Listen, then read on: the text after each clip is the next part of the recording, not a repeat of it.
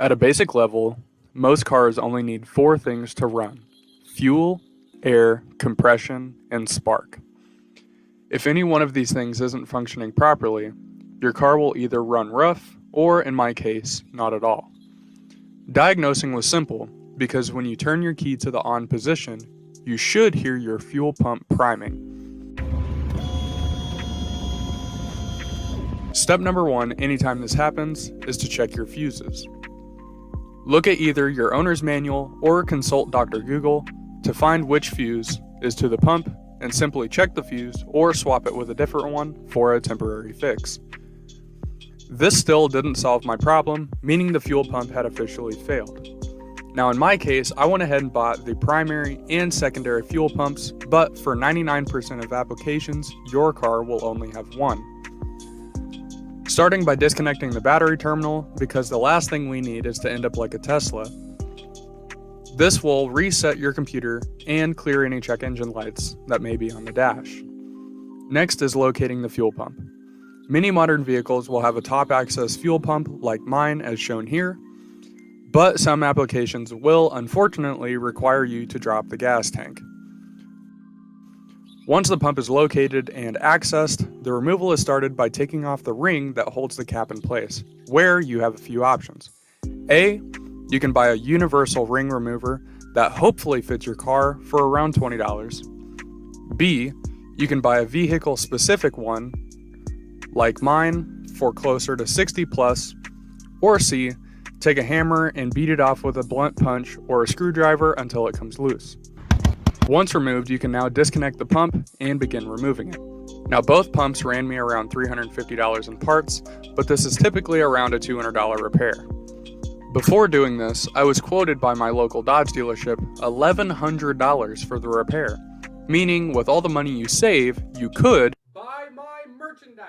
That's right, baby. Only at jessebussy.com, home of the official Shag and Wagon merchandise.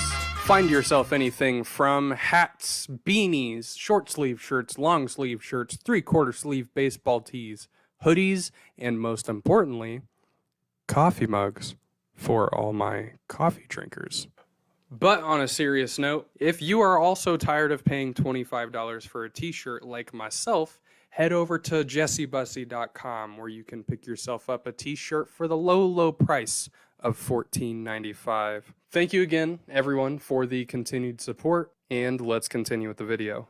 As previously mentioned, my car has a primary and secondary pump that doesn't apply to everyone, so feel free to skip to this timestamp or stick around, hang out for a bit.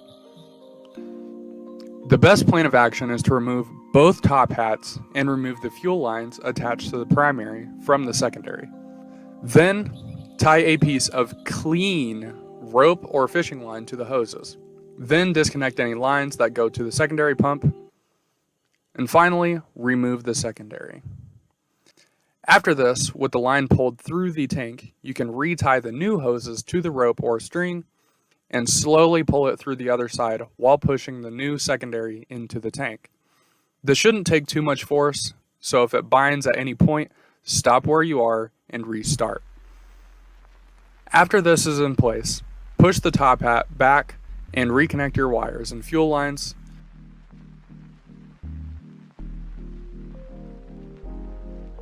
And finally, put the ring back on.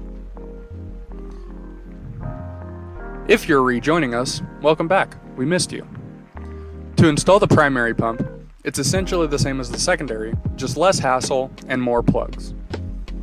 2 things to remember and pay attention to is 1, avoid bending the float that attaches to the pump because this will affect your fuel level your gauge will indicate and also could damage the pump. And number 2, to Smash, like, and subscribe. If you aren't already aware, I'm currently in a subscriber war with my college, Wichita State University. But seriously, if you're not already subscribed, be sure to hit that button down below, and let's continue with the video.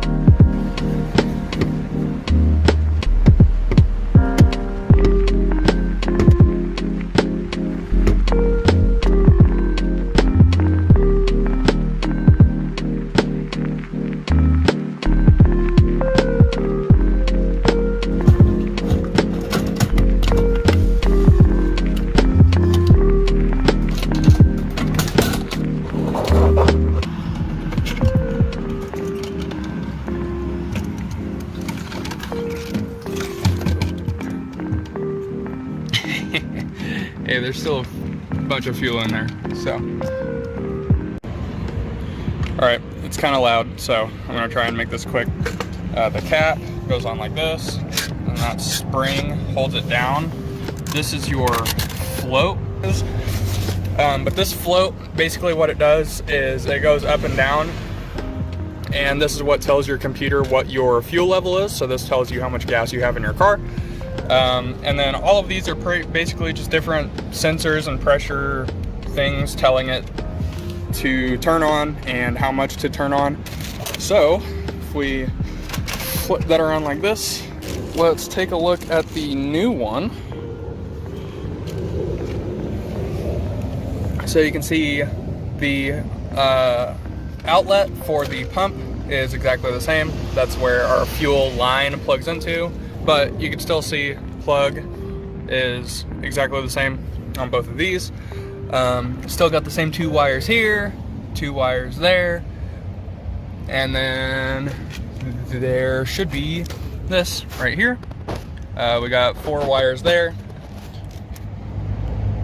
and 4 wires there. So everything matches up.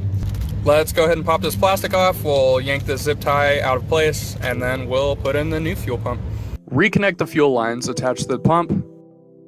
Plug in any wires or harnesses. Push down the top hat.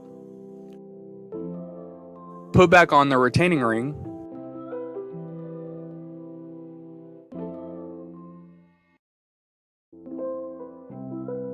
And, okay, here we are, moment of truth.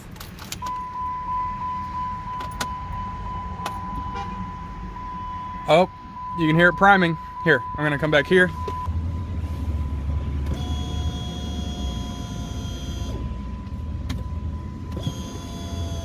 And